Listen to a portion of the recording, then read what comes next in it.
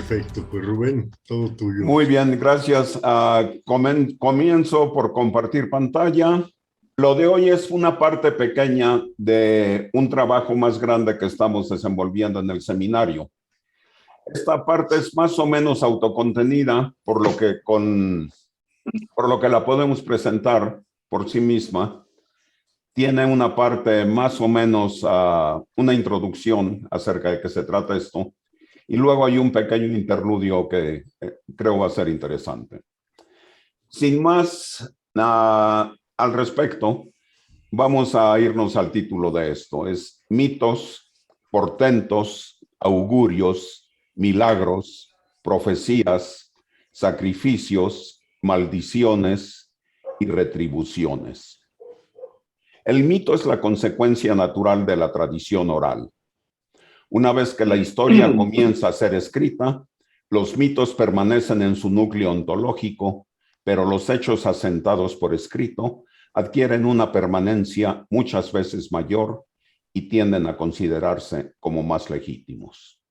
En realidad, esa legitimidad percibida resulta en parte de quienes registran las experiencias por escrito, son un grupo menor respecto de quienes las propagan por vía oral. Y son quienes, al saber expresarlas por escrito, se convierten en árbitros o autoridades. El científico de la comunicación nos puede explicar que esto se debe al proceso de transinformación, efecto teléfono descompuesto, que en la tradición oral es más común que en la tradición escrita. La persistencia de lo escrito está avalada por su permanencia. La persistencia de la tradición oral está avalada por la buena memoria de quienes la transmiten. Un mecanismo que permitió a la tradición oral mantener la integridad del contenido fue la versificación. Prácticamente en todos los lenguajes surgió la poesía como medio de preservar la constancia del mensaje. La poesía lírica y la poesía épica son codificadas con versos de diferente tipo. Véase apéndice sobre versificación, prosodia y expresión. En este apéndice hablamos sobre la poesía lírica. Dice, la poesía lírica moderna es un tipo de poesía formal que expresa emociones o sentimientos personales, normalmente hablados en primera persona. Bueno, en general la poesía lírica es, digamos, ligera. Vemos después cómo se usa principalmente el pentámetro como verso inicial, aunque hay muchos más. La poesía épica proviene del latín epicus, que a su vez procede del adjetivo griego antiguo, épicos, palabra, historia, poema. En el griego antiguo, epopeya podía referirse a toda la poesía de hexámetro dactílico, que incluía no solo a Homero, sino también la poesía sapiencial de Hesíodo, los enunciados del oráculo de Delfos, etc. Aquí hablamos de que el poema épico más antiguo que se conserva es la saga de Gilgamesh, del tercer milenio antes de Cristo, en Sumeria. Otro ejemplo de poesía egipcia es la historia de Sinué. Y otras poesías antiguas son la Ilíada, la Odisea griegas, el Zen-Avesta, la Eneida de Virgilio, el Ramayana y el Mahabharata, etc. En fin, para escribir la poesía se usa la llamada prosodia, que viene del latín prosodia, pros, asia, odie, canción. La Real Academia define prosodia como la parte de la gramática que enseña la recta pronunciación y acentuación, estudio fonético y fonológico de los elementos que se refieren a unidades superiores al fonema, como las sílabas u otras secuencias, etc. Para abreviar un poco esto, vamos a mencionar que la base de la prosodia es lo que llaman pies métricos. En el sistema griego, latino y el inglés, los pies métricos más comunes son el pírrico, iambo, troqueo y espondeo. Los pies métricos, como vemos aquí, consisten de manejos de dos o más sílabas Y lo que llaman sistema de escansión es la manera de representarlo. A esto vamos a regresar después, pero tiene que ver básicamente con el ritmo de la poesía. El pírrico, por ejemplo, es 2 sílabas cortas, da, da. El yambo, una sílaba corta y una larga, da, dum. Dum, da es el troqueo y el espondeo son 2 sílabas largas. Los trisílabos siguen patrones similares y después vamos a ver eso un poco más adelante. Bueno, dependiendo del uso del mensaje, la codificación prosódica varía por formas de expresión. A Safo se le atribuye la creación de la poesía mélica, es decir, poesía para acompañarse de música. La poesía de Safo es lírica, que es distinta de la poesía épica, cuyo objetivo es narrar una historia larga. Aquí resulta interesante anotar que cuando la escritura se estableció, la poesía siguió cultivándose y registrada por escrito, encuentra refinamientos y nuevas expresiones. En tiempos modernos, el libro de trabajos y días de Hesíodo hubiera sido escrito en prosa y sin embargo se escribió en su tiempo en hexámetros dactílicos. El primer trabajo en prosa completo que se preserva en Grecia es las historias de Heródoto. Pero antes de continuar con la era de la escritura, veamos algunos otros artefactos ontológicos prevalentes en los tiempos de la tradición oral. Antes de continuar, para dar un poco de contexto en esto, en el seminario estamos viendo acerca de la experiencia humana en general, no solamente la ciencia, sino la época precientífica, tradición oral, etcétera, que siguen hasta la fecha. Entonces vamos a hablar un poco de estos artefactos ontológicos, comenzando por los portentos. Un portento es un evento singular, no siempre real, que puede ser interpretado por un actor activo en el momento en que se da. Un eclipse de sol es un portento, al igual que puede ser un águila que cae en medio de una fiesta o formaciones de nubes, etc. El buen intérprete de portentos los puede usar con buen provecho y su uso ha trascendido hasta la fecha actual, aunque con diferente nivel de credibilidad y enfoque. En tiempos previos a la escritura, los portentos servían a chamanes, sacerdotes y oráculos para crear escenarios de futuros, no como profecías ni augurios, sino como hechos resultantes de una interpretación correcta de parte del líder de opinión. Quien interpreta un portento de manera correcta gana mucho y en general puede perder poco porque siempre puede encontrar una explicación alternativa de manera fácil. Ejemplos de portentos: eclipses solares en varias eras. Un águila cayendo en el regazo de Claudio siendo adolescente en el patio de César Augusto, en el trabajo de ficción de Robert Graves, I, Claudius. Las formaciones en las nubes que Constantino vio en sus sueños y usó para convencer a sus soldados de marchar a la conquista de Roma en nombre del cristianismo. El ejército de Constantino llegó al campo de batalla llevando símbolos desconocidos del Chi-Rho en sus estandartes o los escudos de sus soldados, según Lactancio. Constantino fue visitado por un sueño la noche antes de la mañana, en el que se le aconsejó marcar el signo celestial de Dios en los escudos de sus soldados. Describe otra versión, en la que mientras marchaba al mediodía, vio con sus propios ojos en los cielos una imagen de la cruz que surgía de la luz del sol, llevando el mensaje in hoc signo vinces, o conquista por esto. Los augurios se diferencian de los portentos en maneras importantes. Los portentos suceden, mientras que los augurios se buscan. Los augurios tienen más valor prescriptivo que los portentos.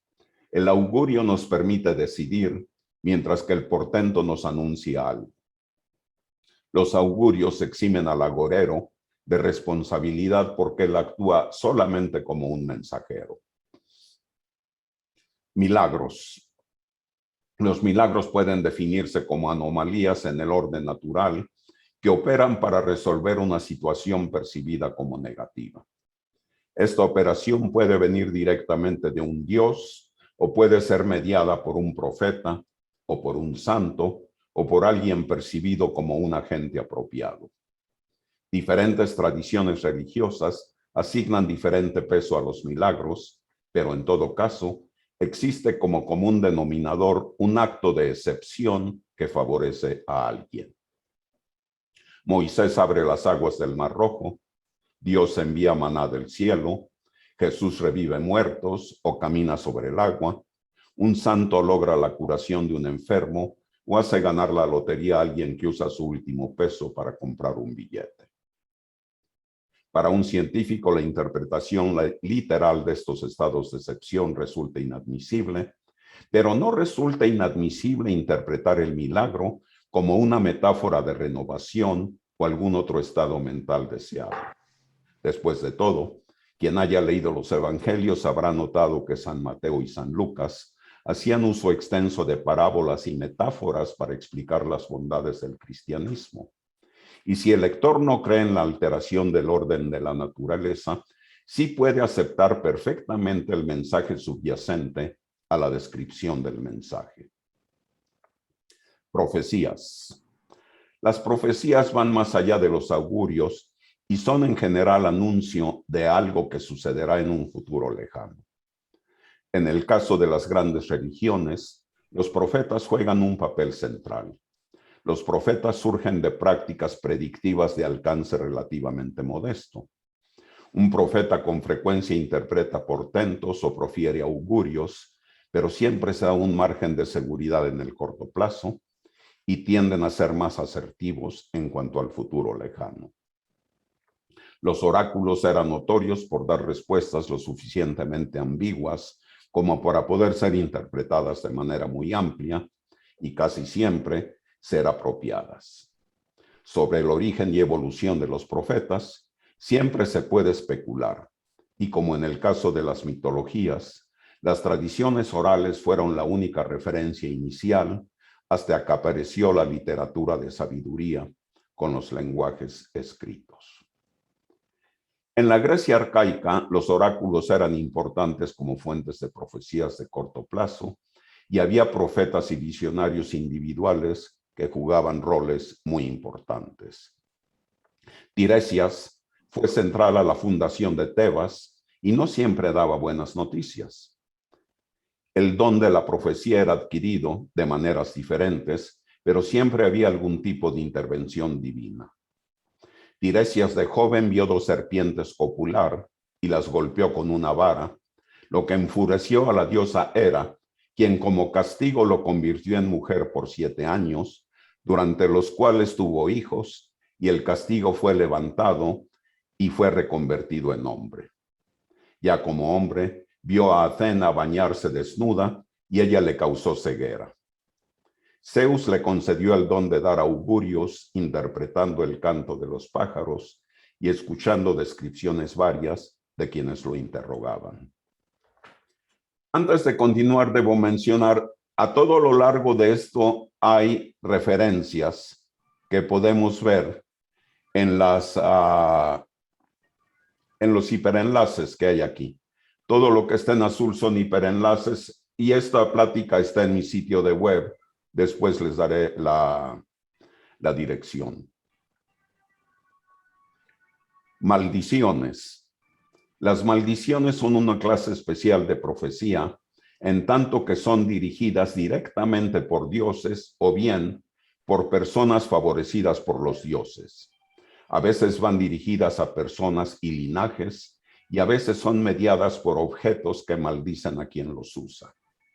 Ejemplo del primer tipo es la maldición de la casa de Atreus, y del segundo, la posesión del collar de armonía, y las maldiciones muchas veces son levantadas y otras veces son rotas de maneras varias. Retribución. La retribución o venganza es un acto de reivindicación de algún mal real o percibido. Puede ser dirigida a un individuo, a grupos de individuos, incluyendo a naciones completas. La línea entre venganza y justicia nunca tiene una definición clara. Las maldiciones casi siempre son actos de venganza.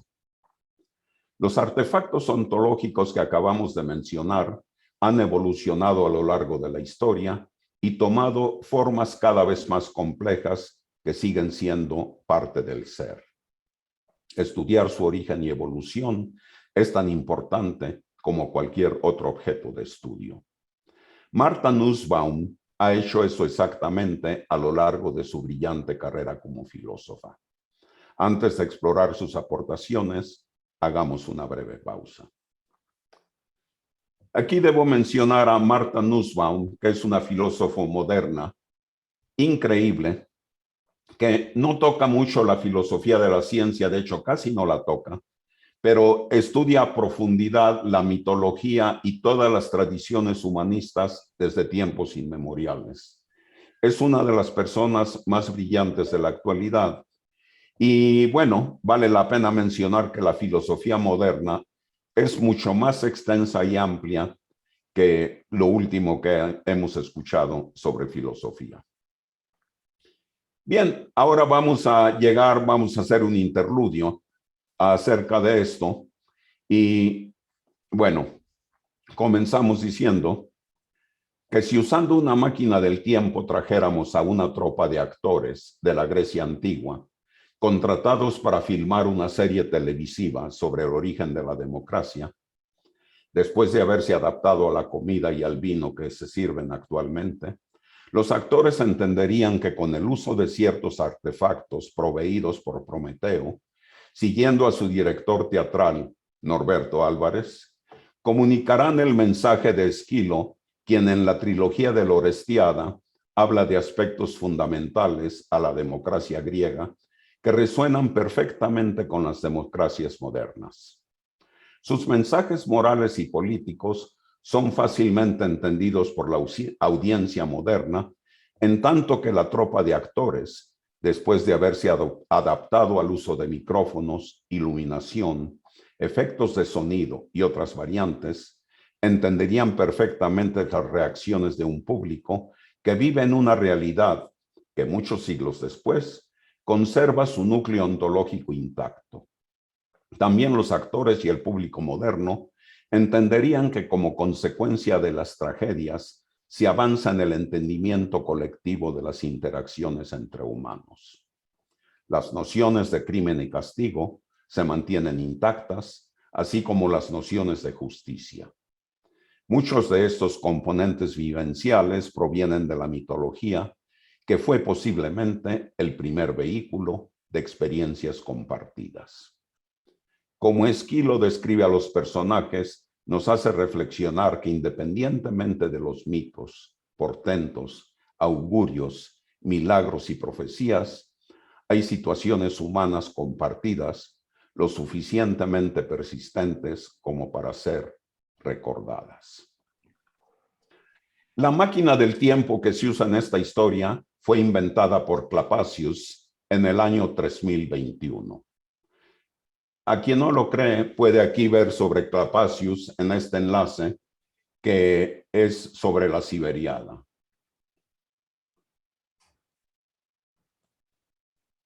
Ahora aquí debo recordar cómo moverme sin interferir con la otra barra que tenía acá. Rubén, puedes poner clic con el botón derecho y ponerle abrir en otra ventana.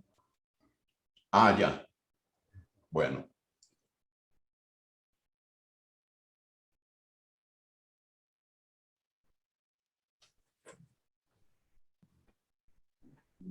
En la investigación previa al registro de su patente, Clapacius encontró que se mencionaba en el ensayo que ahora mismo estoy escribiendo. Picado por la curiosidad, ordenó a su máquina que lo llevara a Guadalajara al año 1974, en donde encontró a Rubén con su amigo Mito discutiendo sobre fotografía.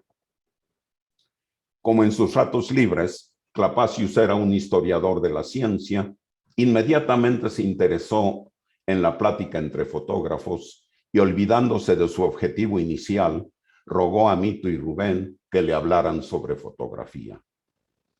Ambos accedieron a condición de que les diera un paseo en su máquina del tiempo. La primera parada fue en casa de Tucídides, quien acababa de terminar el primer capítulo de su historia de la guerra del Peloponeso. Tucídides no daba crédito a sus ojos cuando los vio llegar a su estudio. Los atuendos tan diferentes eran suficientes para asombrarlo, además de que Mito sacó su cámara Polaroid y tomó una foto tan pronto entraron a la sala. El destello del flash no dejó ninguna duda en Tucídides de que Zeus estaba entre los presentes. Cuando Mito le entregó la foto que gradualmente aparecía, se dio cuenta de que a los visitantes habría que tratarlos con mucho respeto y deferencia.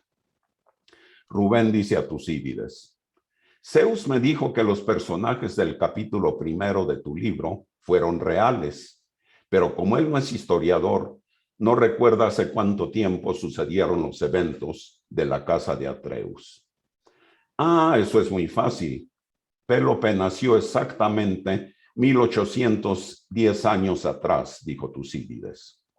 Con una despedida rápida, salieron dejando a Tucídides haciendo viscos frente a la foto de él mismo que tenía en su mano.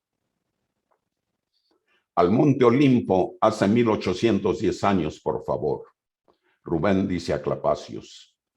Y a Mito, en esta ocasión, por favor, no uses flash, porque estaremos frente al mismísimo Zeus, y pongámonos estas togas que pedí prestadas del guardarropa de Tucídides para tratar de pasar desapercibidos. Lo que encontraron en el Monte Olimpo está descrito en la historia La casa de Atreus, que Rubén está escribiendo en el año 2021 en Albuquerque. Aquí llegamos a la historia de la casa de Atreus, comenzando por Tántalo. Esta historia la estoy escribiendo en manera de cómic. Las ilustraciones las está haciendo mi sobrino Guillermo Juárez Ledón, quien posiblemente llegue al rato esté por aquí. Bien. Tántalo, rey del monte Cípilo en Anatolia, era el padre de Pélope.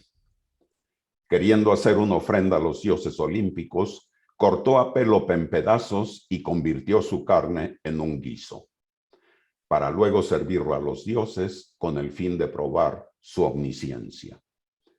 Demeter, sumida en el dolor por el secuestro de su hija Perséfone por parte de Hades, aceptó distraídamente la ofrenda y se comió el hombro izquierdo. Sin embargo, los demás dioses intuyeron el complot y se abstuvieron de comer el cuerpo del niño. Como castigo, Tántalo fue desterrado al Tártaro, en donde tuvo que permanecer en un estanque de agua bajo un árbol frutal de ramas bajas.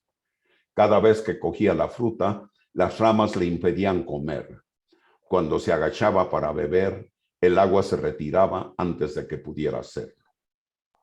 Zeus ordenó a Cloto, una de las tres parcas, que devolviera la vida al niño. Recogió las partes del cuerpo y las sirvió en un caldero sagrado, reconstruyendo su hombro con uno forjado en marfil, hecho por Hefesto y presentado por Demeter.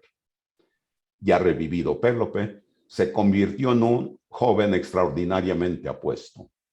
El dios Poseidón lo llevó al Olimpo para enseñarle a utilizar los carruajes sagrados.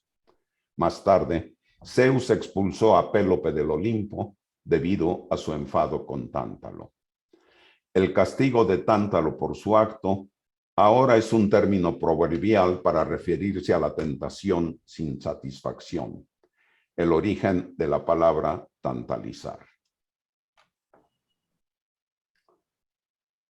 Pélope. Tras alcanzar la madurez, Pélope quiso casarse con Hipodamia, hija del rey Onomaus. Onomaus, temeroso de una profecía que afirmaba que sería asesinado por su yerno, Había matado ya a 18 pretendientes de Hipodamia tras derrotarlos en una carrera de carros y fijó sus cabezas en la columna de maderas de su palacio. Pélope vino a pedir su mano y se preparó para competir con Onomaus. Preocupado por perder, Pélope se dirigió a la orilla del mar e invocó a Poseidón y le pidió ayuda. Sonriendo, Poseidón hizo aparecer un carro tirado por indómitos caballos alados. Pélope, todavía inseguro de sí mismo, de los caballos alados y el carro que la providencia divina le había conseguido, convenció a la auriga de Onomaus, Mirtilo, hijo de Hermes, para que le ayudara a ganar, prometiéndole la mitad del reino de Onomaus y la primera noche en la cama con Hipodamia.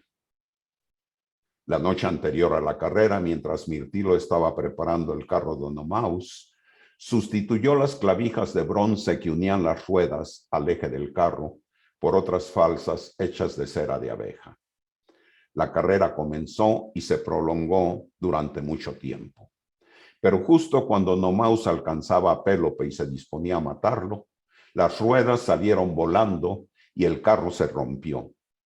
Mirtilo sobrevivió, pero Onomaus fue arrastrado por sus caballos hasta la muerte. Pélope mató entonces a Mirtilo, arrojándolo al mar desde un acantilado, después de que éste intentara cobrar su noche con Hipodamia. Al morir, Mirtilo maldijo a Pélope y a su descendencia por su traición final. Tras su victoria, Pélope organizó carreras de carros como agradecimiento a los dioses y como juegos fúnebres en honor al rey Onomaus para purificarse por su muerte. Fue a partir de esta carrera fúnebre celebrada en Olimpia que se inspiraron los inicios de las Olimpiadas. Pélope se convirtió en un gran rey, un héroe local, y dio su nombre al Peloponeso. Como Pélope aún cargaba la maldición de Mirtilo, dos de sus hijos, Atreo y Triestes, mataron a su hermanastro Crisipo, quien era su hijo predilecto y debía heredar el reino. Atreo y Triestes fueron desterrados por él junto con su madre Hipodamia, quien luego se ahorcó. Esta historia continuará, es la historia de la casa de Atreus, que, como ven, contiene muchas maldiciones y con unos valores familiares un poquito radicales. Esa maldición va a continuar por varias generaciones y eventualmente va a ser levantada mucho después del juicio de Orestes. Pero en eso continuaremos más adelante.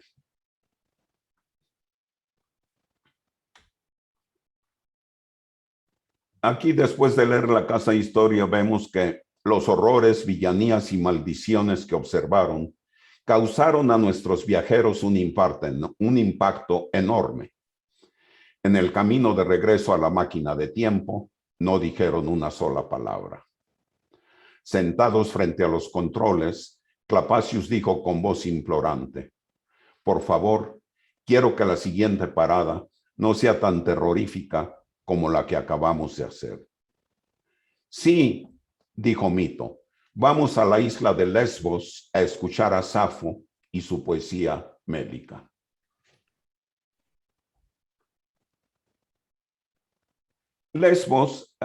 Safo fue una poeta real llamada la 10ª musa, ella originaria de Mitilene, se estableció en la isla de Lesbos y fue famosa por su poesía mélica, poesía para ponerse en música. A ella se le atribuye la invención de la poesía para ponerse en música. En la isla, después de esconder la máquina, nos encaminamos hacia el lugar en el que se originaba una dulce melodía. Un grupo de bellas lesbianas nos recibieron con cuernos forrados de filigrana de oro, llenos del vino más delicado que uno puede imaginar, mientras otras pavimentaban nuestro camino con pétalos de rosas. En presencia de Safo, Mito no pudo resistir. Tomó una de las liras que estaban sobre el diván y comenzó a recitar los versos sáficos que Rubén puso en su sección de prosodia en este mismo libro.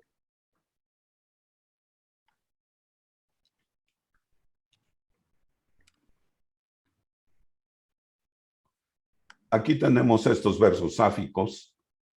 Mito comenzó por recitar este que está aquí. Hither now, O muses living the golden, house of God unseen in the azure spaces. Come and breathe on bosom and brow and kindle, song like the sun glow.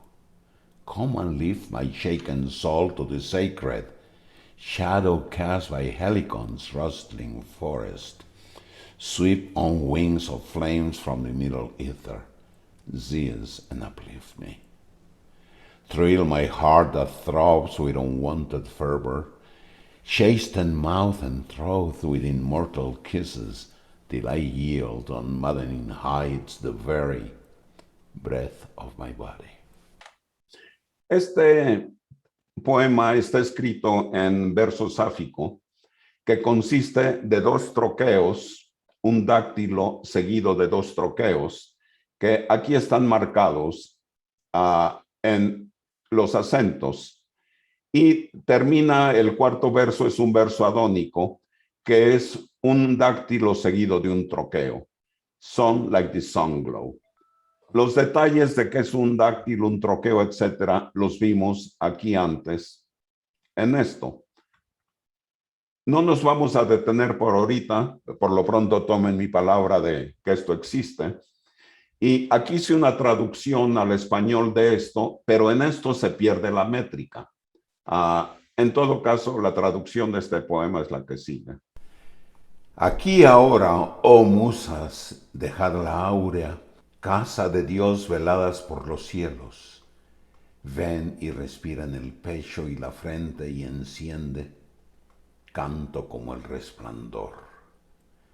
Ven y eleva mi alma agitada a lo sagrado, sombra proyectada por los bosques de Helicon. Se extiende sobre las alas de la llama etérea. Agárrame y levántame. Emocionad mi corazón que late con fervor inaudito. Castigad la boca y la garganta con besos inmortales, hasta que ceden las alturas enloquecedoras al mismo el aliento de mi cuerpo. Estos poemas se cantaban con liras afinadas en modo eólico. Los modos musicales, bueno, veremos un poco más adelante qué es lo que son. Seducida por la dicción perfecta de Mito, Safo no se dio cuenta que su poema estaba traducido al inglés y ya sentada en el regazo de Mito, decretó una semana de canto y amor en toda la isla. Al volver a la máquina de tiempo exultantes y embriagados de placer, Mito rompe el silencio. Oiga, profesor, Safo me dijo que había escrito unos ditirambos, pero no le pedí que elaborara, porque su expresión me dijo que no era el momento de hacer preguntas. ¿Sabe usted qué son? Hiciste bien en no preguntarme. Hace poco leí unos de los fragmentos que sobreviven de sus ditirambos, pero será más fácil si comenzamos por explicar lo que son, o mejor aún, vamos a tener la experiencia de estar en medio de la ejecución de uno de los más famosos. Vayamos a Tebas. Con un poco de nerviosismo, Clapacios manipuló los controles y, como de costumbre, tan pronto llegaron, escondió la máquina. Al entrar a la ciudad los recibieron 3 ménades, quienes les ofrecieron vino fuerte en cuernos de toro forrados con piel de leopardo. Es fácil imaginar el impacto que las ménades causaron en los 3 viajeros. Venían vestidas en pieles de ciervos, con serpientes enredadas en todo su cuerpo y una expresión de éxtasis lascivia y fuerza ancestral difícil de definir. Para disimular su aprehensión, los viajeros apuraron su vino de un sorbo largo y al terminar, las 3 ménades se acercaron a llenar sus copas, al tiempo que sin ningún pudor metían sus manos abajo de las togas de los viajeros y se daban cuenta de que estaban entrando en el ritmo de la celebración. Una cuarta Ménade, apuntando hacia la explanada frente al palacio del rey, les dijo: aquella dama distinguida es Agave, reina de las Ménades y madre de Penteo, el rey actual de Tebas. Ella es hija de Cadmo, primer rey de Tebas, y hermana de Sémele, madre de Dionisio, por Zeus, en cuyo honor se hacen estas celebraciones. Cadmo, de origen fenicio, uno de los primeros héroes griegos, junto con Perseo y Belerofonte, fue enviado por su padre Agenor a buscar a su hermana Europa, quien había sido raptada por Zeus. Después de consultar el oráculo de Delfos, recibió la orden de fundar Tebas en la región de Boecia. Zeus le envió a Armonía, quien fue la madre de Agave y Sémele. Ahí vienen los músicos y pronto comenzarán las festividades. ¿Qué son esos instrumentos tan extraños?, pregunta Mito. Una de las Ménades le responde enviando un enlace a su teléfono celular con el enlace a la historia de la música que Rubén está escribiendo en su página de web.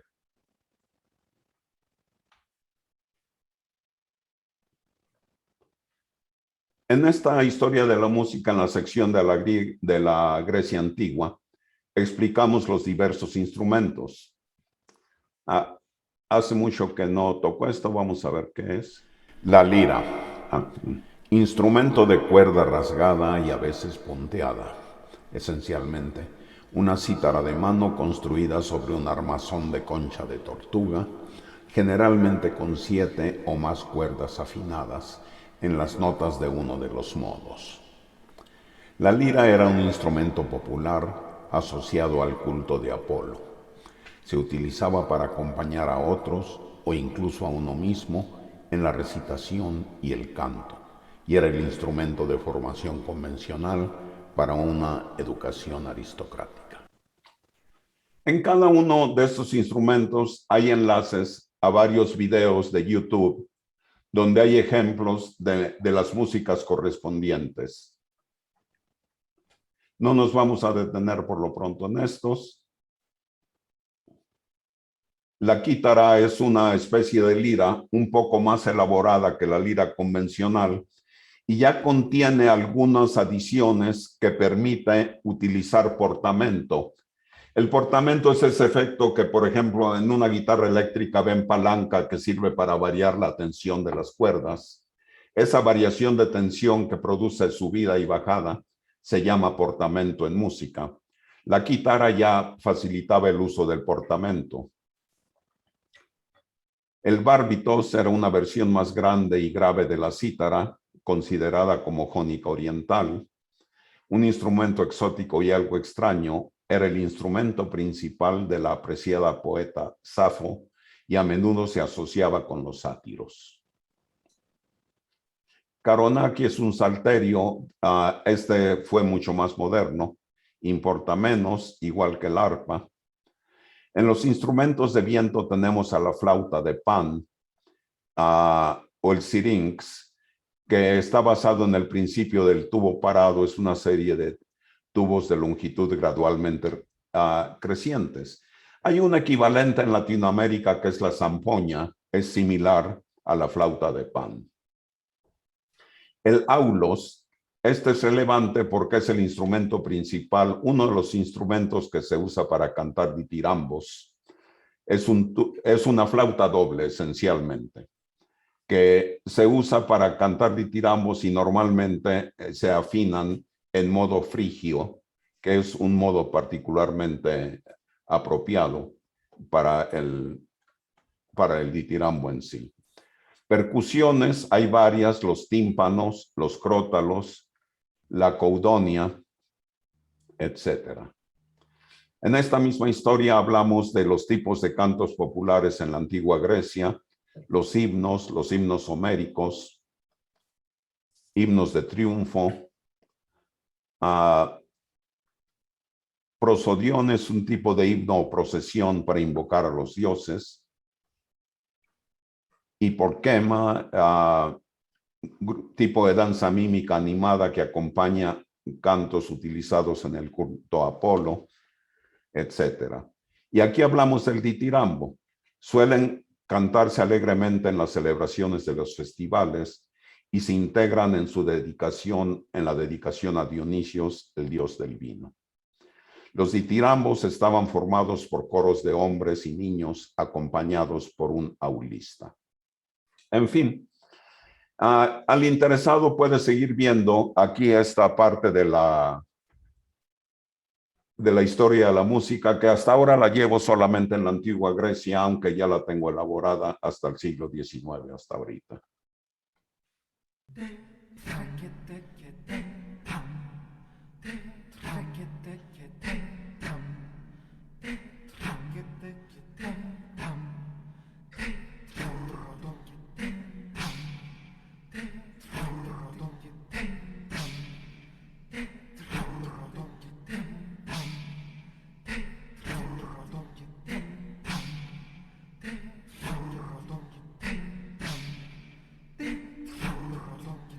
Ya cerca de los músicos, podemos ver a Eurípides y a Tespis tomando notas mientras comienza a sonar el ditirambo.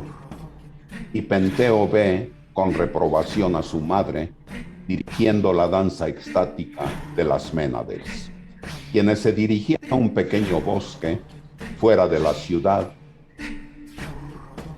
a donde las Ménades que nos recibieron nos llevaban de la mano.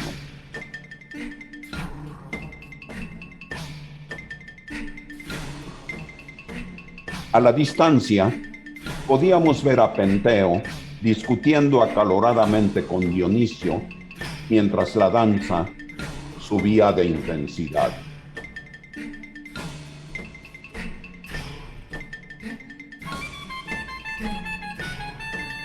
La discusión entre Penteo y Dionisio de pronto parece ser amigable, y se les ve subiendo a un árbol frondoso para espiar a las Ménades, que en su éxtasis báquico comenzaban a mostrar su lascivia de manera creciente.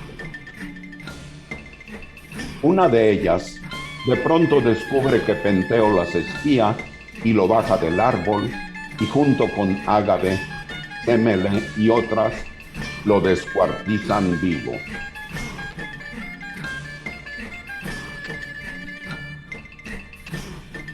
Clapacius no pudo resistir el impacto de lo que estaba viendo y cayó desmayado en los brazos de la Ménade que lo acompañaba. Sería mejor irnos, dijo Mito. Rubén asiente, diciendo que él sabe cómo operar la máquina, y camino a ella, invitan a Eurípides y a Tespis a venir con ellos. Ya dentro de la máquina, Mito pregunta: ¿qué va a pasar con Clapacius?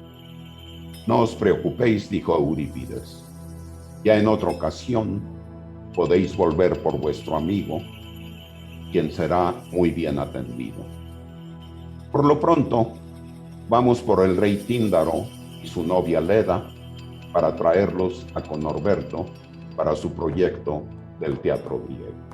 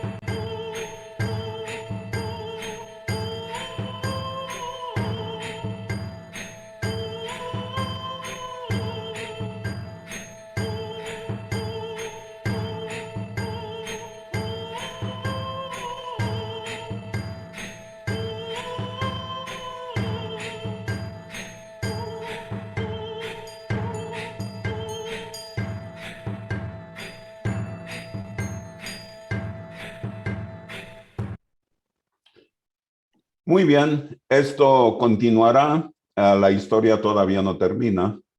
Continuará eventualmente.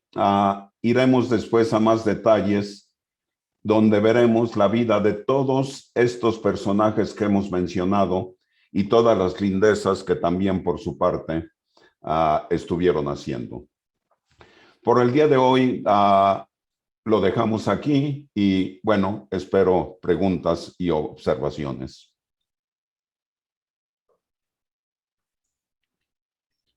Muy bien, pues felicidades, Rubén, un súper trabajo, qué bárbaro, muy completo. La mitad de las palabras no las conocía. De todo el texto, la mitad de las palabras yo no las conocía. Así que me perdí mucho en todo ello. Pero aquí la invitación es esa, ¿no? A entrar a tu sitio y dar ahora sí que una segunda lectura y comprensión a todo ello, ¿no? Bueno, es de nuevo una aventura. Las palabras, bueno, es español más o menos normalito, pero sí, sí hay por ahí algunas palabras que ya son propias del campo de la historia, de la mitología, etcétera. Como decíamos, esto es parte del seminario que estamos teniendo los jueves y que, bueno, eventualmente continuará o continuará el próximo jueves, donde ya veremos más detalles de los personajes. Hablamos, por ejemplo, el rey Cadmo, el que viene a esta historia. Es de origen fenicio. Y esto continúa con la idea de que toda la civilización actual, moderna, como la conocemos, proviene eventualmente de la región del Creciente Fértil. Los fenicios diseminaron la cultura de ese tiempo, vinieron a Grecia, el rey Cadmo vino buscando a su hermana Europa, quien fue raptada por Zeus. Y el hijo de Europa, por medio de Zeus, se convirtió en el rey Minos en Creta. El rey de la cultura minoica, bueno, hemos oído hablar bastante de cómo el rey Minos fue un gran rey. Pide a Poseidón un toro para sacrificarlo en honor de él. Pero el toro estaba tan bonito que Minos quiso darle gato por liebre y sacrificó a otro toro en su lugar. Bueno, Poseidón obviamente se dio cuenta y como castigo hizo que Pársife, la esposa del rey Minos, se enamorara perdidamente del toro. Entonces, ya enamorada del toro, Pársife, para poder consumar su amor con el toro, mandó construir una vaca de madera y se metió dentro de ella para copular con el toro. Bueno, el resultado de esa unión innatural fue el Minotauro de Creta, del que hemos oído hablar. Sí. El rey Minos lo encerró dentro del laberinto que mandó hacer a Dédalo. Y en ese tiempo, por un conflicto con Atenas, el rey Minos pedía que cada 7 años le enviaran 7 hombres y 7 mujeres, los más bellos que tuvieran, para sacrificar al Minotauro. Llegaban en una embarcación con velas de color negro porque iban a su muerte. En el tercer envío de estos, enviaron a Teseo, el gran héroe griego. Y al llegar, la hija de Minos, Ariadne, se enamoró perdidamente de Teseo y le dijo cómo hacerle para salir del laberinto. Le entrega un ovillo de hilo con el cual marca su entrada, se encuentra con el Minotauro, lo mata, regresa y como vencedor, bueno, se va fuera de Creta y se lleva a Ariadna con él, solamente para dejarla abandonada en la isla de Gnosos, y ella después muere, aunque ya para entonces Dionisos había ido a rescatarla. Teseo regresa a su casa y le había prometido a su padre que si regresaba, al rey Egeo, que si regresaba cambiaría las velas de color negro a color blanco. Distraído se le olvidó, y al ver el padre de lejos las velas de color negro, se tira de cabeza del acantilado y muere. Y en honor al rey Egeo, el mar Egeo se conoce como tal en Grecia. Así cada uno de los personajes en los que tenemos apuntados en esta lectura tiene una historia similar acerca de cómo en sus respectivas regiones son mitos fundacionales de Grecia. Y lo más interesante es que muchos de estos personajes son mencionados primero por Heródoto y después por Tucídides, y corresponden muchos a personajes históricos reales y otros obviamente son producto de la mitología, que como decíamos antes de la escritura, por aquello del teléfono descompuesto, había muchas versiones de cada mito. En fin, de ahí venimos en Occidente. En otra ocasión veremos las mitologías que se dieron después, más adelante, en la misma región de Levante, y que eventualmente dieron origen a las grandes religiones modernas. En fin, no sé si hay alguna otra pregunta o observación adicional. Sí, Paco quiere hacer intervención y luego pues está abierto para quienes quieran. Vamos a dar 3 minutos si nos permiten para poder ser más dinámicos, ¿no? Muy bien. Adelante, Paco. Pues, increíble, Rubén. Super padre, estaba yo visualizando un tema de carnaval tal cual, cara, que podrías haberte echado toda la producción entera. Oye, cuando dijiste afinaban eólicamente ¿qué eran las cítaras? Sí, la lira. La lira. ¿Cómo, se basaban en el viento para afinarlas? No. Era una le llamaban eólica por la región de Eolia. Sí. Okay. Pero en realidad en la antigüedad existían 7 modos diferentes de afinación de instrumentos.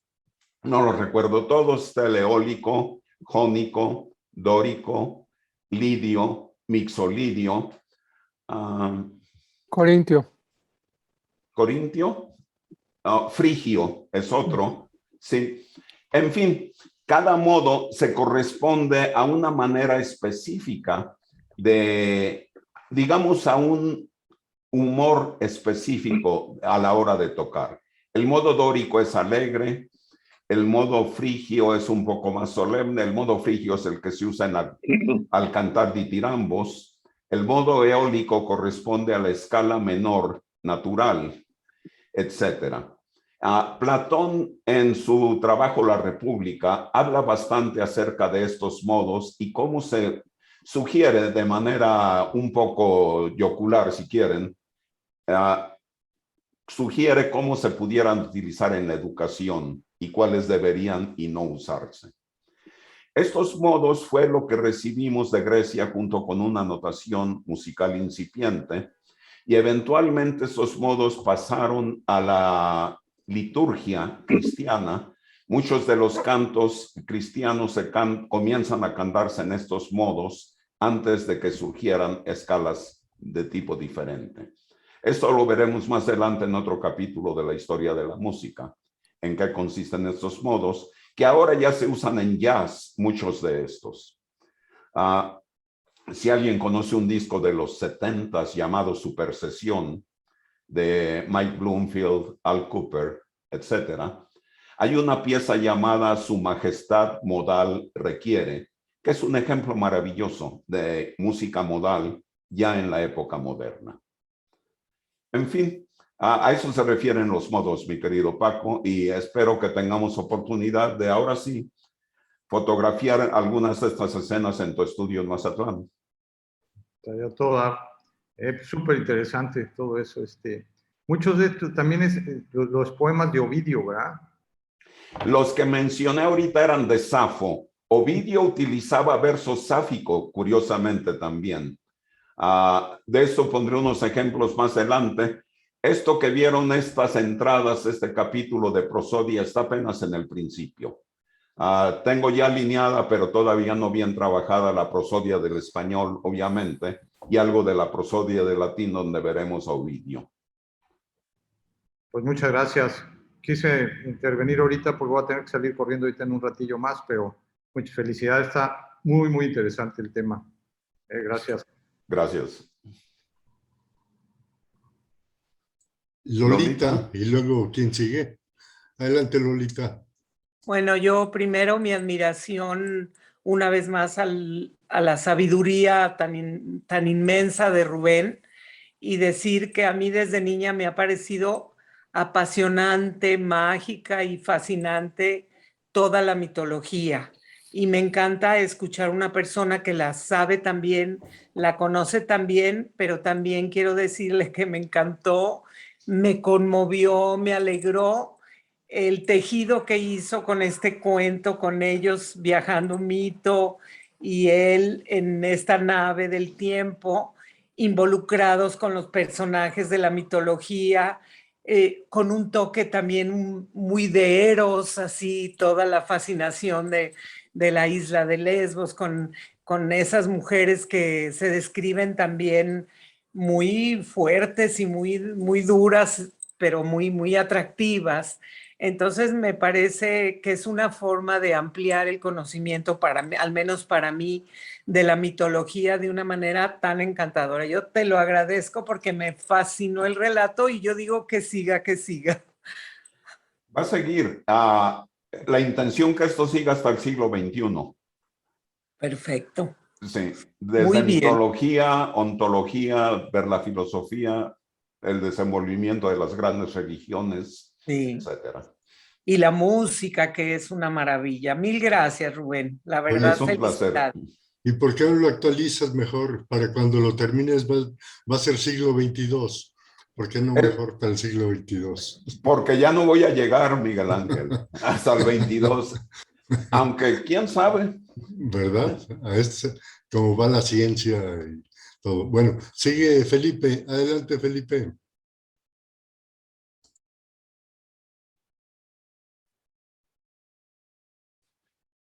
No te escuchamos, mi querido Eliseo. Tu micrófono, Pepe. Sí.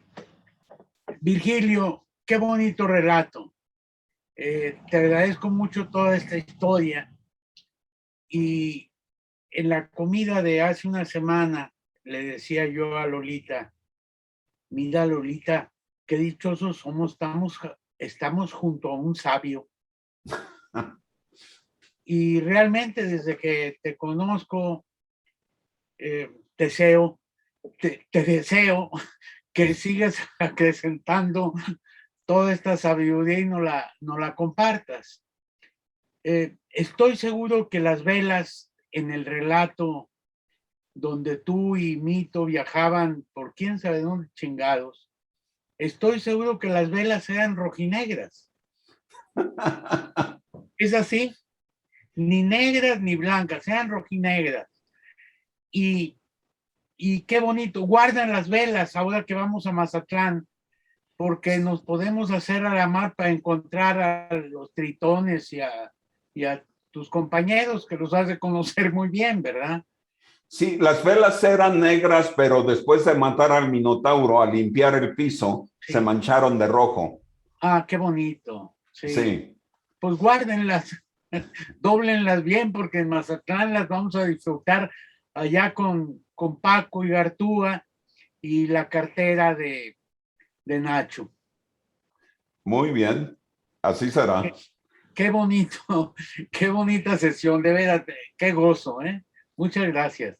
Muchas gracias, es un placer, bueno, compartir lo que hace uno en tiempos de diversión. Así nomás. Oye, Felipe, tú le dijiste a Lolita que Rubén un sabio, ¿eh? Yo le decía a Jaime, oye, yo nunca había estado junto a un nerd tan grande. Pues ahí van de la mano. De la mano de Ariadna. Ajá, ándale. Muy bien. ¿Quién sigue? Levante la mano. El Adelante, señor cura señor cura Oscar. está pidiendo la... Sí, Rubén, puede uno pasar escuchándote todo el tiempo. Quería preguntarte, es que en el Antiguo Testamento, ¿verdad? Todos los salmos, son 150, se entonan precisamente con el arpa, la cítara, la zampoña. Son instrumentos que se tomaron entonces de Grecia para poder cantar. Ah, muy bien. Sí se escucha, Sí. ¿verdad? Sí, perfectamente. Sí, los salmos no los conozco realmente y posiblemente, no sé si los instrumentos se hayan tomado de Grecia o si los instrumentos griegos, que es lo más probable, hayan tenido su origen o sus formas primitivas en la misma región del Levante y del creciente fértil en Mesopotamia, que sean más antiguos incluso que los mismos instrumentos griegos, al menos la lira y las flautas iniciales. El aulos sí es eminentemente griego. Bien. Pero los instrumentos, tengo entendido que los salmos sí se entonaban con la cítara en la antigüedad, aunque no conozco a fondo su uso y tampoco conozco la métrica.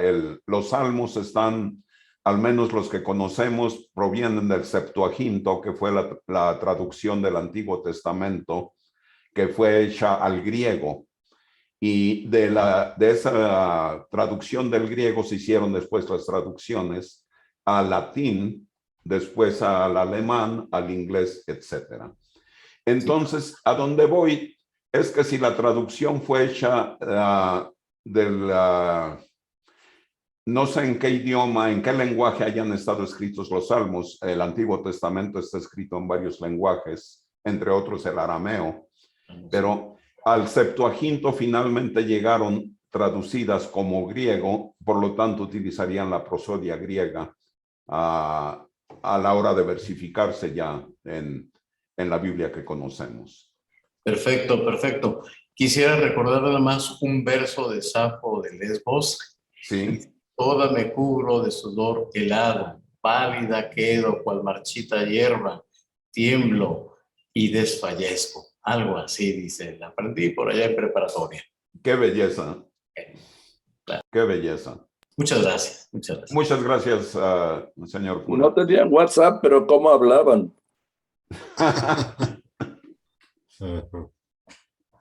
Oye, entonces, Rubén, entiendo que los salmos fueron escritos antes de esta era que nos describiste. Es posible, Miguel Ángel, porque esta era que describo es al finales del Calcolítico y durante la Edad de Bronce.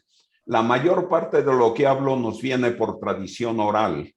Sí. Entonces, los salmos es posible que hayan sido escritos también alrededor de ese tiempo y que originalmente hayan sido parte de una tradición oral por estar versificados. Recordemos que la poesía era la manera que tenían en la antigüedad de preservar la integridad del lenguaje más o menos, dado que con un metro constante, un ritmo constante era más fácil de recordar. En realidad, el tiempo exacto de la escritura de los salmos no lo tengo registrado, pero bueno, trataré de buscarlo. Y también otra duda o una pregunta. Entonces, ¿la mitología griega se basa en personajes reales que luego, a través de la tradición oral, fueron ensalzados para llegar así a ser unas leyendas o unos mitos? Muchos de ellos sí. Hesíodo, Tucídides, habla de Pélope, por ejemplo, como un personaje perfectamente real y que le dio su nombre precisamente a la región del Peloponeso.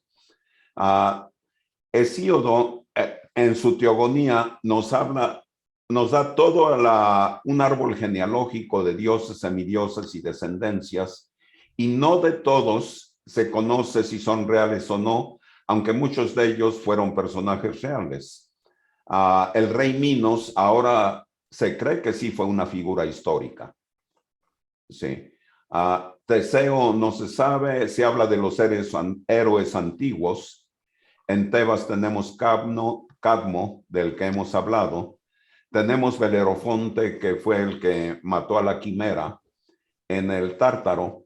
Pero hay un monte en la antigua Turquía que han asociado con eso, que al tener actividad geotérmica, en las noches emite llamas, tal como está descrito en la mitología antigua, y se cree, bueno, posiblemente era una región específica. Y obviamente los monstruos a los que mataron los héroes pudieron haber sido animales muy grandes, mitologizados, etcétera. Sí. ¿Cuál es la línea entre el mito y la historia? De eso precisamente se trataba esta plática, de decir, no hay una línea precisa por la inconsistencia de la tradición oral. La historia escrita comienza precisamente con Heródoto y con Tucídides, pero ambos sí hablan como hecho de que varios de estos personajes de los que hablamos existen. Ya después vimos en la guerra de Troya personajes como Agamenón y Menelao, quienes ya se han encontrado de su existencia. Se conjetura que Helena efectivamente existió. Climenestra, la esposa de Agamenón, también se conjetura que existió. Y así hasta llegar finalmente a Orestes, ya descrito por Eurípides en su tragedia de la Orestiada, que es donde termina la maldición de la casa de Atreus y comienza ya de lleno la época histórica, por así decirlo. En fin, Miguel Ángel, no te respondí con precisión tu pregunta. Algunos sí, algunos no. Algunos sí, algunos no es la respuesta, exactamente. Bien. ¿Quién sigue? Oye, yo nada más quisiera que Mito nos descubra, porque toda esta historia, calladito que te la tenías, querido hermanito, de que tenías a la chica sentada en tus piernas y todo eso, ya nomás nos faltaban las de la mitología con las que hubieras arriado también, ¿eh? A ver, cuéntanos tu experiencia. Ahí no termina todo, Lolita, me temo mucho. Al regreso en la máquina de tiempo, pasamos por Tíndaro y por Leda. Sí. Tíndaro fue un rey de Esparta que se casó con Leda el mismo día en que Leda fue seducida o violada, depende de la versión, por Zeus. Sí. Y en la misma noche, Tíndaro durmió con Leda. ¿Qué te parece? ¿Cuál fue el resultado? Tuvieron cuádruples. ¿Sí? Unos, Castor y Pollux. Castor era de naturaleza terrestre y Pollux de naturaleza divina. Climenestra y Helena. Climenestra era terrestre y Helena era de naturaleza divina. Y de ahí se arranca la guerra de Troya. ¿Sí? Entonces, bueno, eso es para otro lado, pero créeme lo que Mito estuvo bien metido en esa historia. Y nosotros en la ignorancia, Mito, cuéntanoslo todo, por favor. No te oímos, Mito. No, es que Lolita no puedo decir ahorita porque la historia continuará. Sí. Pero si aquí tienes un buen de criaturas, ¿quién sabía ya en la mitología cuántos niños sean tuyos entre los dioses y los semidioses y los terrestres? ¿Quién sabe ahí dónde quedas tú? No, estoy con mis cuestionamientos, Mito. El problema es saber qué apellido tienen con todo ese nombre que se carga. No había apellidos ahí, ¿verdad, Rubén? Ahí no había apellidos. Pues a lo mejor ahí comenzaron. Puede ser. Oye, ¿cómo no? Todos los mitos. Todos los mitos. Ahora estamos entendiendo, Mito. Ahora estamos entendiendo. Felipe, estás muy calladito. A mí se me hace que... No, pues es que estoy revisando el árbol genealógico. El árbol genealógico. Lo estoy revisando, a ver. A ver, En ¿cómo Norve- está la cosa? Nomás que mi jefecita, como ya murió, Ya no te puede decir más. sí, Ya no. un amigo nuestro que también ya murió, llamado Panchito Santana, le preguntó un día a mi mamá, oiga, mami Chuy, porque así le decían todos mis amigos, mami Chuy, oiga, mami Chuy, entonces, ¿cuántos nietos tuvo? Dice, pues mira, Panchito, yo cuento 12, pero dice Mito que no. Ay, A ver, ay, no, mira, Panchito, ya no me pregúntale mejor a Mito. Él debe llevar mejor la cuenta que yo. Y ya no respondió más mi jefecita. no, Ahí pues está. no. No, pues. Muy sabia. Bien. Sigue Aquí en el Roxy. chat, sí, exacto, veo que tenemos a Roxy. No te escucho, Roxy.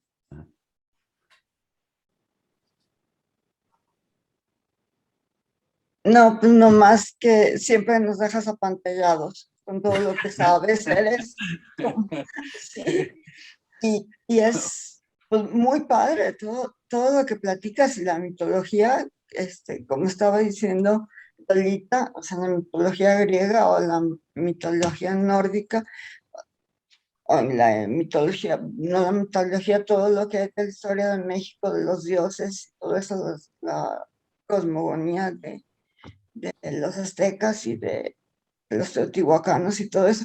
O sea, es que todas esas partes son súper interesantes, ¿no? Por la parte que sí hay desierto y luego la parte que no, ¿no? Y, y pues que tengo mucho que aprender y pues, tú tienes mucho que decirnos. Yo no me voy a meter a eso, ¿no? Y la música, pues sí, padrísima, ¿no? También. Pues muchas gracias, Rubén. De nada, Roxy, todos seguimos aprendiendo hasta ahorita. Sí. Y Mito, ¿quieres intervenir?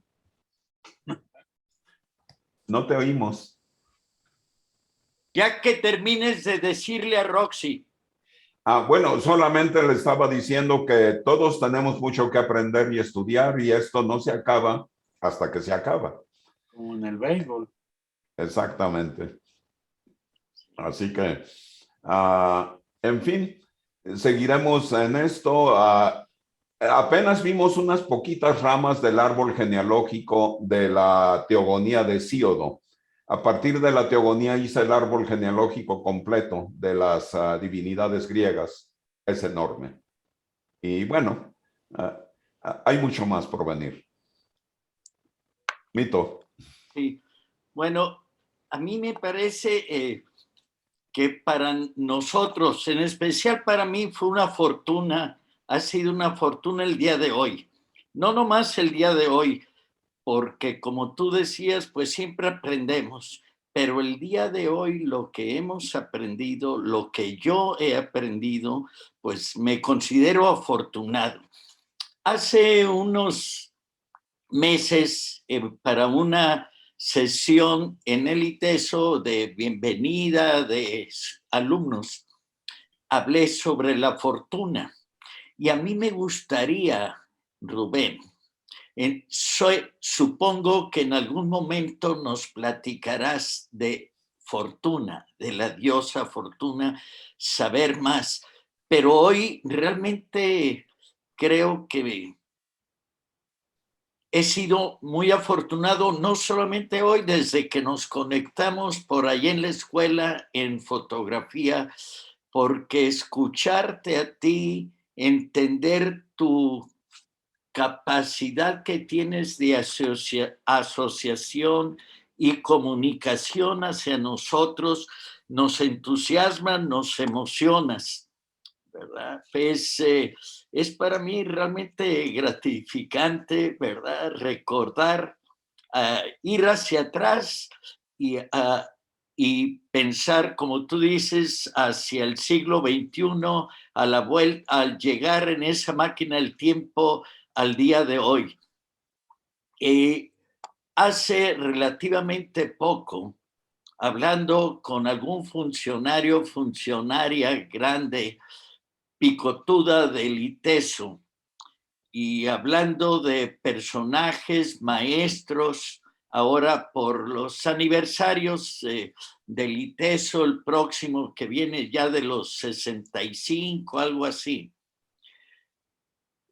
yo le comentaba de que en el ITESO hemos perdido personajes, hemos perdido maestros, y yo les platiqué de Rubén Juárez, ¿verdad? Les dije, perdimos por allá en los 70s a un maestro, y yo te considero un maestro.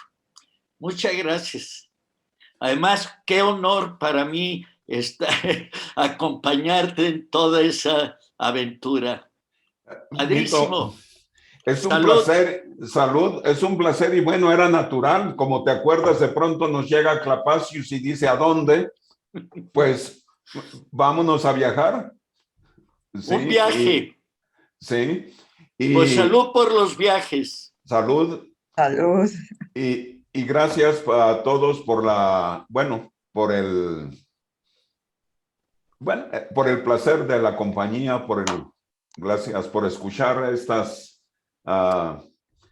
disquisiciones medio raras, pero hay mucho más en el camino. Esto iba a comenzar con un ensayo para un seminario, el seminario de los jueves, según yo iba en 12 páginas, pero ahorita ya llevo como 80 y no tiene fin esto. Entonces, así pasa. Oye, Atticus Mortis dice, no en vano se le ha dado el título de Rubenius Enciclopédico Juarensis. ¿Cierto? Oh, muy bien. Oye, Rubén, a mí me parece muy didáctica la forma en que nos lo explicaste, ¿no? Y además muy amena. Definitivamente, como te dije al principio, la mitad de las palabras las desconocía, y bueno, esto me invita así pues ahora sí a estudiar en mayor profundidad todo esto a través de tu sitio. Independientemente de ello, te pregunto, ¿tienen un significado etimológico los nombres de los dioses? Zeus, Afrodita, en fin, todo ello. Bueno, todos son nombres propios, como los nombres nuestros. Eventualmente de muchos de ellos se derivaron otros nombres, pero Zeus, bueno, ¿cómo nació el nombre de Zeus? Es una buena pregunta, porque los dioses primordiales nacieron de la noche y del caos inicialmente, pero ¿de dónde salieron los nombres? Es una buena pregunta. ¿De dónde sale nuestro lenguaje? Por ejemplo, en el náhuatl, Quetzalcóatl, ¿no? Serpiente emplumada, sí, que era un gran dios, por ejemplo, ¿no? Sí. En este caso, ¿qué significará? Tal vez, ¿no? Sí. No, pero ya había existido una cosa que se llamaba serpiente y otra cosa que se llamaba plumas. Exactamente. Pero Zeus, ¿qué está formado de qué? Fue una deidad primordial. Como al dios de las religiones mosaicas se le conoce por diferentes nombres. Primero se hablaba de Yahvé, cuando la religión no era estrictamente monoteísta, sino monólatra. Era un dios que ya existía junto con otros dioses, aunque se le daba preferencia. Por eso se decía que era monolatría, no monoteísmo. Cuando Abraham, quizá en el último vestigio de la cultura del sacrificio humano, iba a sacrificar a Isaac y Dios lo detuvo, fue en ese momento, quizá fue un momento seminal en la historia de las religiones. El monoteísmo moderno viene posiblemente de Moisés, quien lo tomó de Akenatón, y quien ya realmente hablaban de un solo y único Dios, pero que conservaba los atributos de otros dioses. Yahvé, por ejemplo, era un dios celoso, era un dios vengativo también. El dios, como siguió evolucionando, fue una cosa diferente. Ahora, a Dios se le conocía, y aquí el señor cura me puede dar mejor información, por diferentes nombres inicialmente. Adonai, no sé si se refería al mismo Dios. No sé qué otros nombres había, pero en todo caso eran nombres primordiales. Entonces se dice, ya ve cómo le va, porque era muy genioso esa cosa. Bueno, ahí no sé, pero Yo hablo de la tradición popular, ¿no? Que todo el mundo inventa cosas y a lo mejor esos nombres salieron de las castas bajas y no de las altas, no necesariamente de los eruditos. No, bueno, los nombres de personas o de dioses son uno de los grandes misterios, son los nombres de las cosas. Ha sido una discusión eterna de la lingüística. Sí, señora cura. Sí, una intervención sencillita, ¿no? Sí. El nombre de Yahvé, pues precisamente él mismo lo da a conocer cuando se le acerca a Moisés.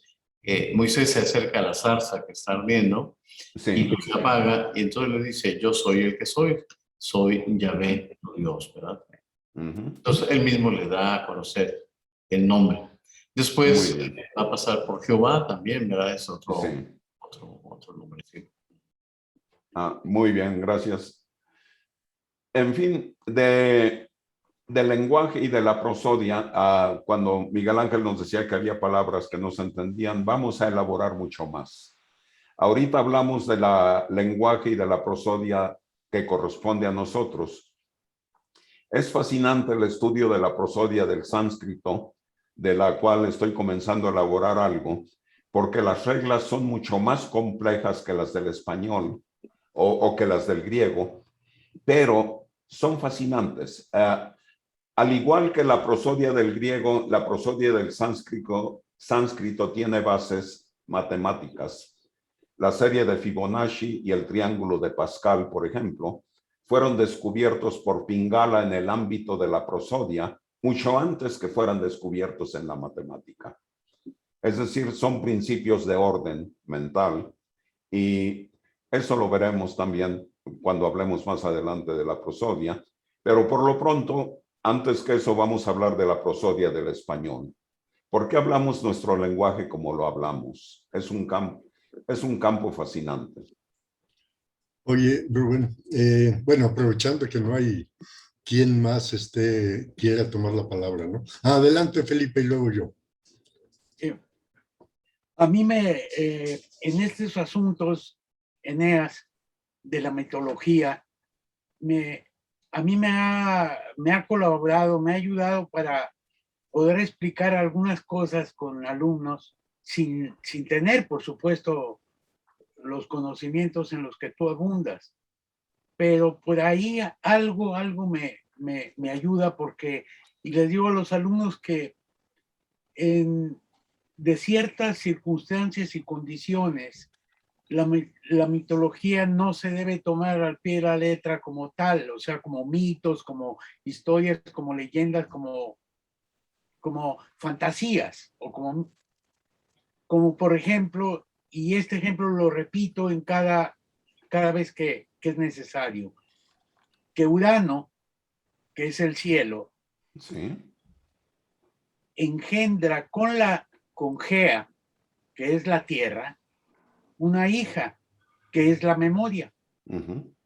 Entonces, eso a mí me ha ayudado mucho porque digo, el cielo y la tierra engendran a la memoria, porque el cielo está arriba, la tierra está abajo. De abajo vamos hacia arriba, de arriba vamos hacia abajo. Polvo eres, polvo serás.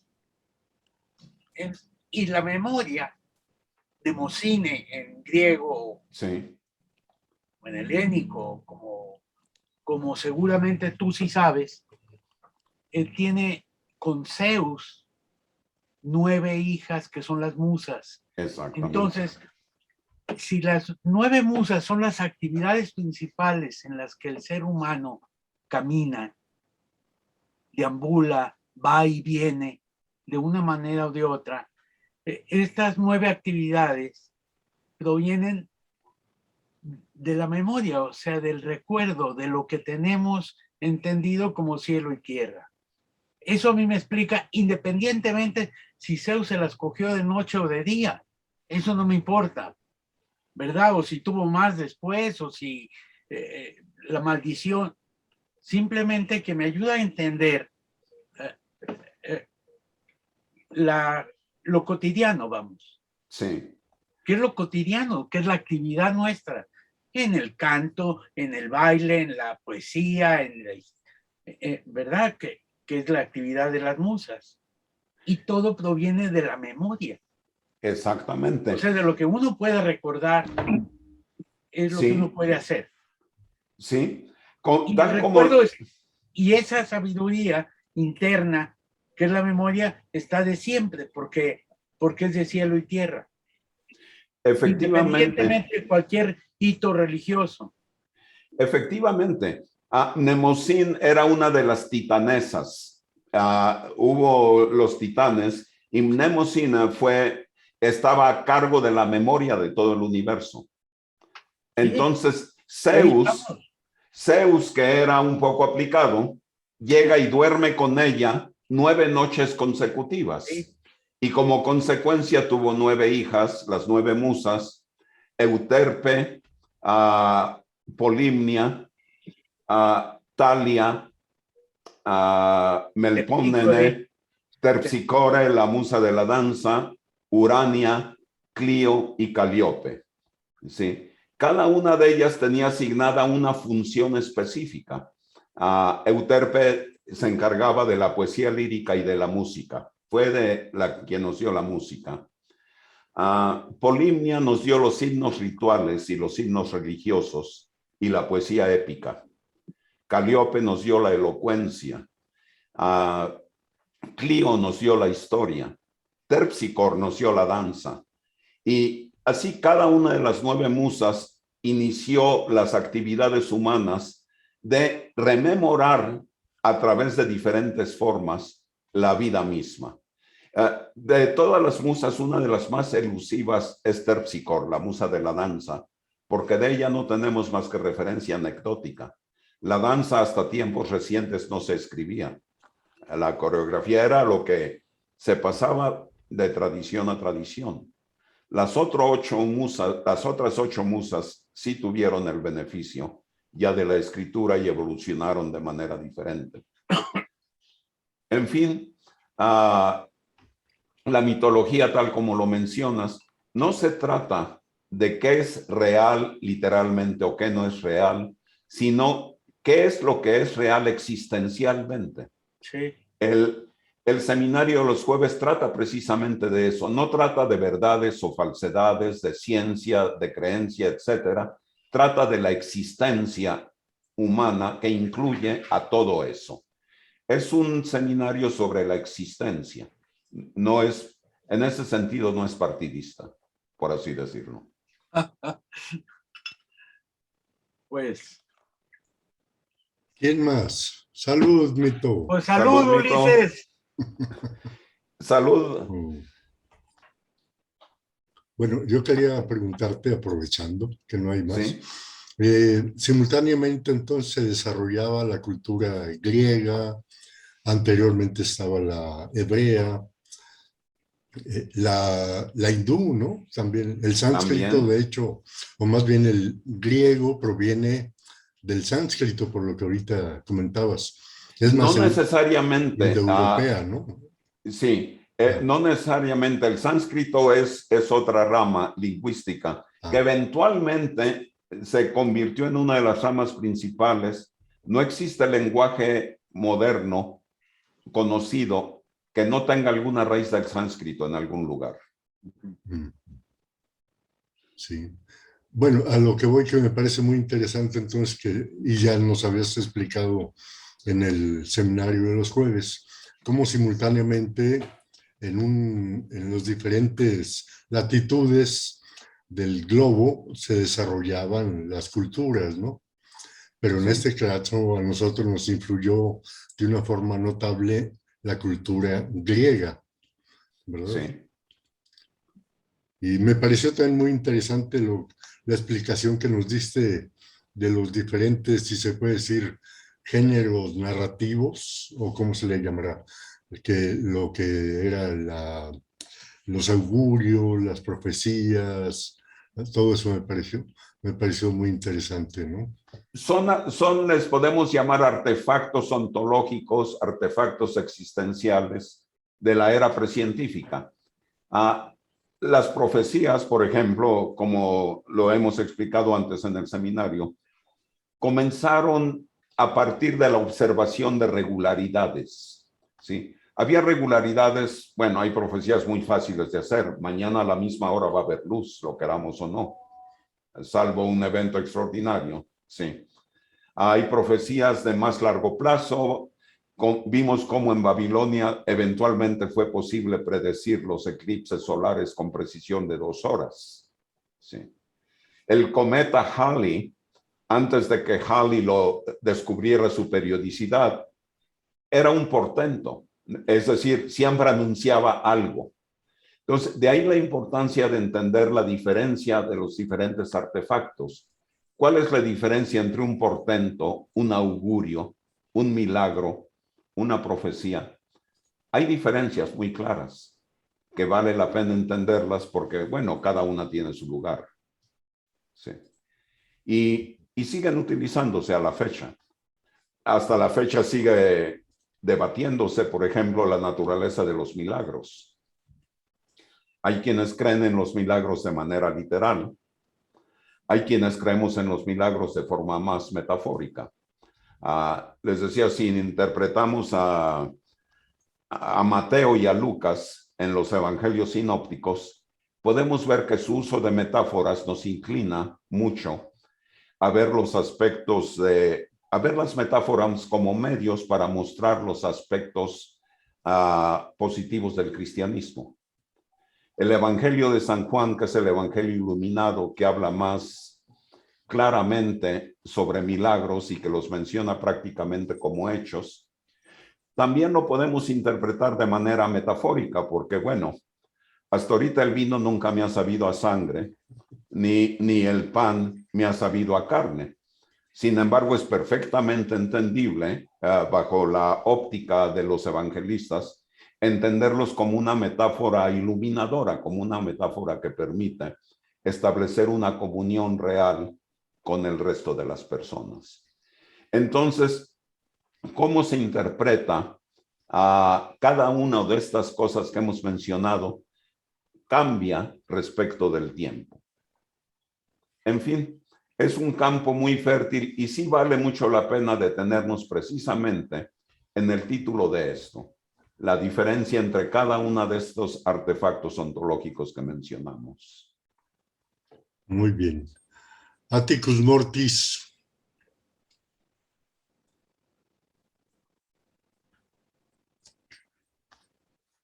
No. Volumen, Nacho.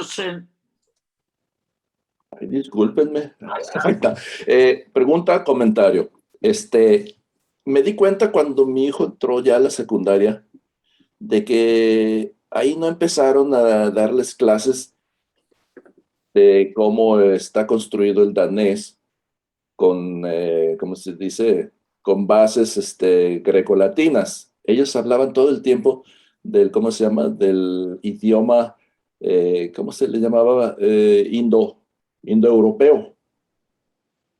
Porque el latín y el griego es nada más parte del idioma europeo, de la gran mata. Sí. Entonces, ellos se iban más atrás a lo del sánscrito y todas, y otras, y mencionaban otras palabras que difícilmente recuerdo porque es hace 40, casi 38 años, no menos, pero de cualquier manera, muchas palabras que yo jamás he escuchado y que no las he vuelto a escuchar porque pues desde que salí de la secundaria pues ya no volví a leerlas en sus trabajos, pero en realidad, ¿cuánto hay del, cómo se llama? Tú dices que no hay nada que no aparezca el sánscrito o el indo o lo que querías decir en los idiomas que usamos actualmente. Pero, ¿cuánto es en realidad, si pudieras decirlo, porcentaje, en realidad de herencia del indo al europeo? Es muy difícil de establecer, Nacho, porque primero los lenguajes europeos, la mayor, si no es que todos, provienen del fenicio originalmente. Sí, los fenicios colonizaron antes que nadie Europa y su lenguaje era un lenguaje bastante simplificado, consistía originalmente de algo como 21 caracteres sin vocales. Eventualmente se le agregaron las vocales ya en Europa. Del fenicio se derivaron el griego, entre otros lenguajes, y el arameo. ¿Sí? Jesús, que hablaba arameo, hablaba una variación del fenicio, realmente. Sí. Bueno, el lenguaje del fenicio era uno de varias, pertenecía a una de muchas familias lingüísticas de la región de Levante. En ese tiempo, y aún el fenicio ya estaría influenciado por otras familias lingüísticas, el lenguaje que hablaban en Babilonia, por ejemplo, se deriva de otra familia lingüística que viene del norte de Anatolia, que era aparentemente única. Entonces, en el otro extremo, en el lado de la India, venían de nuevo de otra familia lingüística, de donde venían los lenguajes indos de la India, básicamente, y había cuando menos una o dos familias lingüísticas importantes más con antelación. Ahora, si me preguntas de porcentajes, posiblemente en los lenguajes europeos el mayor porcentaje venga de los orígenes fenicios, en razón de que fueron los primeros en llegar. Pero en el griego primero y después en el latín se agregaron las vocales, lo que lo hicieron más fácil. Y por otro lado, lo que hizo más fácil el lenguaje fenicio inicialmente es que, siendo comerciantes, su primera preocupación era la comunicación sencilla. Su escritura consistía solamente de 21 símbolos inicialmente, comparado a otros lenguajes que tenían, como en los jeroglíficos egiptos, un ideograma prácticamente para cada cosa. El fenicio era un lenguaje bastante simplificado, lo que permitió su difusión muy amplia. Entonces, pero en términos de porcentaje no sería capaz de dar una explicación sana. Pues nada más como para simbolizar de que acá le dicen mucha importancia al indoeuropeo, más Sí. que el greco-latino. Y me Sí. pongo a pensar, tan fuerte fue la influencia, tanta la existencia de cosas que tenemos del indo en nuestros idiomas actuales, Bueno, como para que la educación lo incluya más que el término greco-latino. Europeo implica grecolatino también. Sí, sí, sí, Sí. pero como que lo amasaron junto con un montón de otras cosas, ¿no? Sí. Porque también está el viejo nórdico, el viejo germánico, el Sí. viejo galo, etcétera, etcétera, etcétera. Esas son otras familias, y tenemos el lenguaje, el euskaria, que nadie sabe de dónde viene. Lolita El de quizá Euskadi. nos puede iluminar sobre eso. Ella, El de los vascos. por el apellido, supongo que eres de origen vasco, ¿no, Lolita? Ah, ¿sí? No sé exacto, pero lo que sí sé es que el Sousa de mi abuela es portugués, por ejemplo. Mi abuela era María del Carmen Sousa, pero el Rivas no sé, no estoy tan segura, Rubén. Es que vi en un mensaje, tenías Ardizo Iskandaraya. Pero ese es un nombre inventado por mi correo. Es un gusto nada más, un placer. Mi error. Pero suena vasco. Sí, por eso pensé que tenías origen vasco en algún lugar. No. Y el lenguaje de los vascos ha sido uno de los grandes misterios de la lingüística moderna. Ni ellos te lo responden. Yo estuve en Balboa hace ¿cuándo? Ya 11 años casi.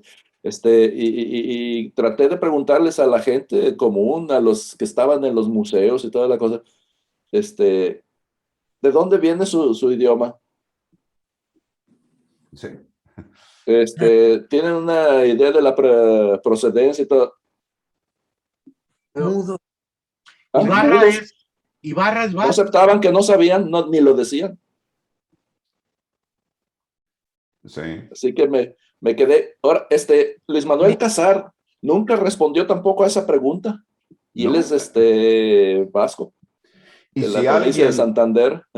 Si alguien pudiera responder a eso, es Luis Manuel, con su conocimiento enciclopédico. Yo no tengo ningún conocimiento enciclopédico, nada más me acuerdo de detallitos, así que me dejaron siempre en duda de por qué no hay respuesta. Sí. Cuando viene la respuesta ni me acuerdo qué me dijeron, pero la cosa es de que ya al menos me quitaron la curiosidad, ¿no? Oye, estoy sorprendida del silencio de Norbert. Se me hace que está tomando nota porque como es el director de la obra de teatro, no pierde pisada hoy, pero no ha hablado ni una. Ah, La está escribiendo y Sí. mucho me temo por los resultados. El director debe ser no protagónico, Exacto. invisible. Observándote, caché. pero me la estoy guardando. Muy bien. Yo iba a preguntar sobre la ontología, Ujú. pero eso ya era meternos en otro carril. En las profundidades. Bueno, puedes preguntar además que todos los presentes están invitados al seminario de los jueves, donde ahí sí nos estamos metiendo bastante más a fondo en estas honduras. Estamos viendo algunos aspectos teóricos que los pueden todos repasar en el sitio de internet hasta dónde vamos. Y bueno, va a seguir esto en muy buena medida. Yo quería comentar, ¿Sí, Jaime? sí, lo que dijo Felipe, Ibarra sí es vasco, el apellido Ibarra es Ibarra, vasco. sí es Ah. vasco. Claro, Sí, Felipe. sí. Entonces, Lolita, te dejamos de tarea averiguar eso y quiero saber absolutamente todo lo que averigües. Hay otra Oye, cosa interesante, además de que es un idioma cuyo origen no se conoce, tampoco se explica el porqué del alto grado de RH negativo en la población que habla vasco. Yo soy negativo o negativo soy. Y todos mis hermanos también. Es Ahí una está, ahí está tu Todo. apellido. Es posible que haya sido un grupo étnico único y como suele suceder aún hasta la fecha en Europa, la movilidad no es tan grande. De hecho, en España en particular hay otro aspecto sorpresivo fuera de la región vasca. En Galicia hay un pueblo llamado Suevos que ha sido poblado por personas de ojos azules y pelo rubio prácticamente desde la invasión de los suevos de hace muchos siglos y no han salido de ese pueblo, los mismos, el mismo grupo étnico. Hay muy poca movilidad y posiblemente tengan algo similar a lo de el pueblo a lo de los pobladores de la región vasca, que tengan una configuración genética muy constante. Como en Islandia, ¿no? Todos son primos y primas. ¿Sí? Efectivamente. Y parientes. Con su permiso me retiro, ya llegaron por mí. Alejandro, es un placer como siempre. No, Eneas, estoy contigo. Muy bien. Nos vemos en Mazatlán. Bien. Hasta Espero la vista, que antes- Felipe. No, luego. Y repito mi gratitud, Nacho. Oh, qué Absolutamente bonito en viniendo serio. de ti. Absolutamente en serio, te agradezco Gracias. mucho tu generosidad. La que pueden ustedes haberme, ¿cómo dicen? Contagiado. Bueno, hasta luego. Voy a ir de rodillas ahorita a Zapopan para ver si ganamos a la noche. Creo que vas a tener que ir hasta Ojalá que no. la ruta del peregrino. Ojalá que no. Santiago. Vamos a ver de qué cuero salen más griegos. Digo, Correa. Muy ¿De bien. qué cuero salen más profecías? Muy Buen bien. día, bueno, hey. Esperemos un milagro. Así Órale. es. Perfecto. Pues muy bien. ¿Alguien Oye, más José que Rafael quiera Covarrubias comentar? Álvarez del Castillo, ¿quién es la mascota del Atlas? Zorro, Un zorro. ¿Qué? Un zorro. zorro. Pues ya no se sabe. De hace un tiempo para acá, los zorros, pero antes las margaritas, pues, Así Claro. es. Y Yo discriminaron los contra conocí las como zorras. las margaritas, así como nosotros las chivas locas. sí. Ok.